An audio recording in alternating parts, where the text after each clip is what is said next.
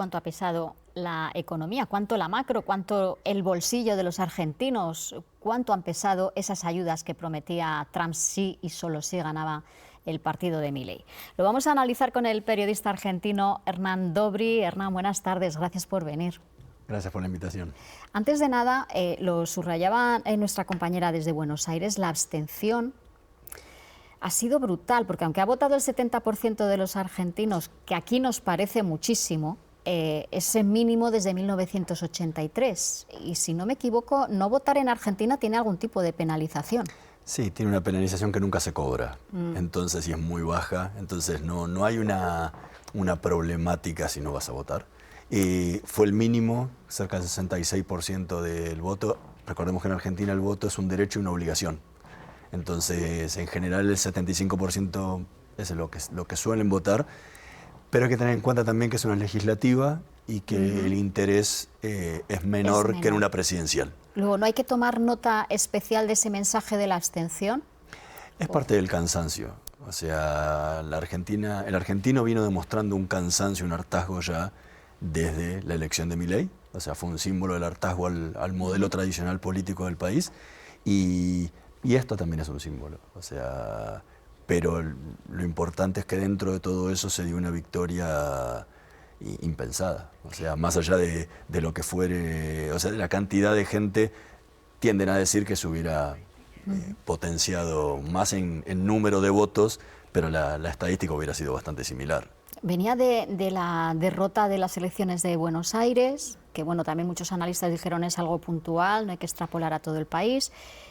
Venía de haber conseguido, él llegó hace 2 años diciendo voy a traer la motosierra, esto va a doler, pero yo voy a embridar la economía del país, y de hecho ha conseguido bajar la inflación del 280% al 30%, pero parece que de ahí ya no consigue bajar. Es cierto que ha hecho recortes que han llevado al país a un superávit financiero, que la deuda está en el 66% si comparamos con la de España y otros de Europa, que es una deuda complicada para Argentina, pero no es algo que no se pudiera dominar. Sin embargo, en las calles tenemos jubilados cobrando pensiones de $300, con la canasta básica 1.200. 1 de cada 5 trabajadores es pobre. Niños menores de 14 años, la mitad de los hogares no llegan a fin de mes con niños en esas edades o por debajo. O sea, la situación se ha disparado, el desempleo, las quiebras de empresas. O sea, el recorte ha causado mucho dolor en la calle, y los que votan son los ciudadanos. ¿Cómo se explica que aún así sostienen esta apuesta de Milei? Hay muchas formas de verlo. Digo, no creo que haya una sola realidad, porque a cada uno lo tocó diferente. Pero Argentina era una suma de problemas que era como la sábana corta. O sea, si tú te tapabas, se te destamaban los pies. Entonces, generar algunas medidas implicaba que iban a perjudicarse otras, que tampoco era que venían bien, porque el paro en Argentina ya era inmenso antes de Milei. El tema de la indigencia, el tema de los pensionados también era un problema ya antes de Milei. Entonces, muchos sectores pueden haber tomado esta cuestión de le hablé con la verdad, o sea, voy a bajar la inflación, la bajó, esto va a llevar tiempo, y vieron que fue tomando medidas que surtieron el efecto que él esperaba. Entonces, que posiblemente en el futuro vinieran otras que se pudiera mejorar. La segunda cuestión es el efecto miedo. La elección de la provincia de Buenos Aires de septiembre puso en alerta a mucha gente diciendo cuidado que puede volver el kirchnerismo. Y no solo eso, estaba muy en riesgo la continuidad del gobierno, porque este es un gobierno muy débil que tenía apenas un puñado de diputados y de senadores en el Congreso, y que si no lograba pasar más leyes o empezaban a votarle leyes que él no podía vetar, porque cuando la vetaba el Congreso levantaba el veto, podía desestabilizar el gobierno y llevarlo a una caída, y la gente todavía tiene muy en la memoria la caída del 2001 de Fernando de la Rúa, que fue también post una elección legislativa, cuando perdió el control del Congreso. Entonces, esas cuestiones a veces calan en la gente diciendo, cuidado, las las regionales, las elecciones regionales son para el poder local, pero luego también está el poder de la gente, de lo que necesita la gente a nivel país. Y por último, creo que la movilización de lo que tiene que ver, especialmente la provincia de Buenos Aires, de lo que nosotros llamamos los punteros, o sea, de los intendentes, de los alcaldes de los ayuntamientos en cada una de sus territorios. En la regional era para controlar su propio poder y mantenerlo. En esta ya no les jugaba nada. Entonces tampoco movilizaron a la gente de la forma que lo movilizaron en la anterior. Con lo cual eso creó también una libertad mayor de voto y que se vieran estos resultados. Pero bueno, ahora será ver cómo impacta esto en las medidas futuras. Ahora vamos a esto porque ha presentado Milei los presupuestos para el año que viene en otro tono. Pero decíamos, él empezó, hablaban del milagro argentino, ¿no?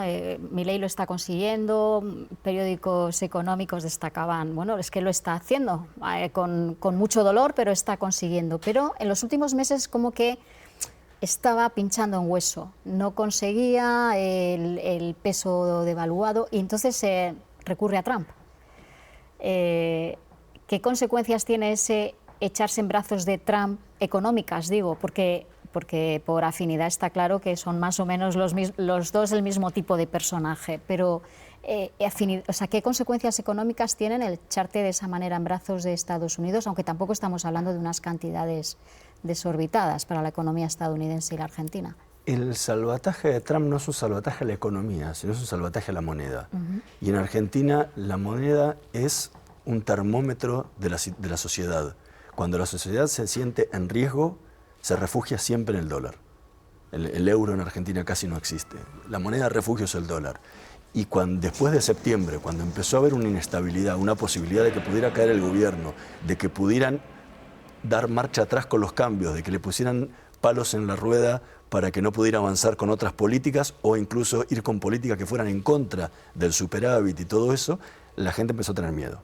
Entonces empieza a refugiarse en el dólar y ahí es donde se necesita un rescate. No es que la economía cambió en algo desde antes de septiembre o al día de hoy. La economía sigue igual. El problema es que las reservas del Banco Central caían porque tenías que salir a comprar para poder bajar el peso y que no se le fuera del rango que había fijado el gobierno.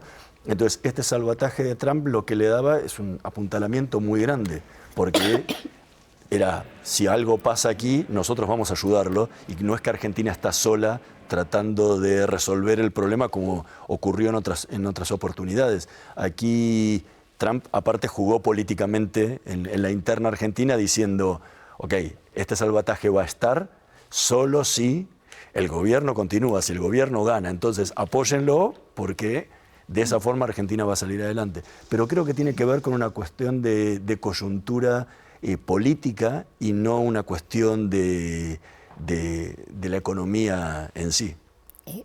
Hernán, a ver, que tengo la voz un poco... Gracias por extenderte en la respuesta. Ha presentado ahora Milei los presupuestos y lo ha hecho en un tono muy diferente, diciendo vamos a gastar más en educación, en sanidad, en pensiones. El presupuesto viene con un montón de un paquete de leyes que él va a impulsar en el corto plazo, por lo menos es lo que dijo, que tiene que ver con una reforma tributaria de Argentina, con una reforma legal, para que tenga un sistema que sea más accesible y que le permita crecer al país muchísimo más. El presupuesto tiene que ver aquí con el discurso de ayer. Si uno escucha el discurso de Milei de ayer, lo ve mucho más conciliador de lo que había sido meses antes o años antes. Y ahora sabe que necesita de menos diputados y menos senadores para lograr su objetivo de aprobar una ley. Y sabe que está cerca y que tiene algunos aliados ideológicos. El PRO, el partido de Mauricio Macri, tiene un acuerdo con él, y tiene partidos provinciales que le pueden permitir el acceso y evitar que el kirchnerismo modifique esos presupuestos. Entonces, ahí es donde él se tiene que sentar, porque en el presupuesto incluye a todas las provincias del país.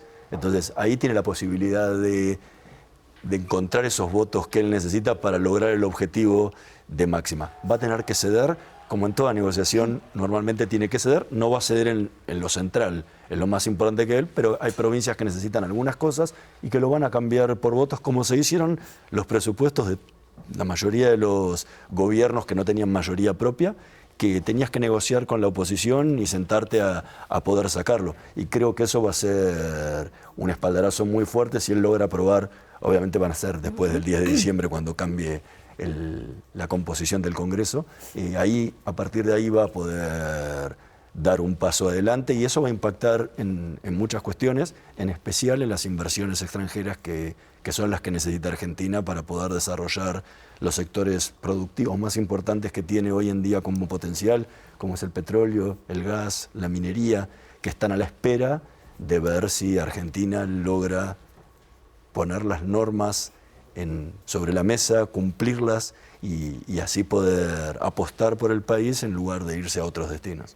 Y ha pesado poco la corrupción, ¿no?, que ha saltado también desde que llegó Milei con su hermana, un caso que ha afectado al tráfico de medicamentos, ¿no?, de la Agencia de Personas Dependientes, y aquel episodio que dio la vuelta al mundo también de él apoyando una criptomoneda, Libra, detrás de la cual había una estafa. Yo creo que eso no afectó en nada. La corrupción en Argentina nunca afecta. Cristina Kirchner fue reelecta en medio de los mayores escándalos de corrupción de su gobierno y me acuerdo colegas diciendo, finalmente todas las investigaciones que hicimos y todo lo que salió no sirvió para nada. Ganó por el 54% de los votos. Creo que la gente no le... O sea, lo consume mediáticamente, pero a la hora de votar, por lo menos hasta ahora, Menem ha sido reelecto entre los máximos escándalos de corrupción. O sea, nunca ha surtido efecto que un gobierno haya caído ni que no haya sido reelecto por un caso de corrupción. Eso es más mediático que otra cosa, pero y lo hemos visto, que con todo esto sacó el 40% de los votos que ni el propio presidente lo esperaba, así que el impacto ha sido casi cero. Hernando Bri, muchísimas gracias por venir a ayudarnos a analizar lo que ha pasado en Argentina y gracias por la ayuda a mí con la voz. Hasta otro día. Gracias.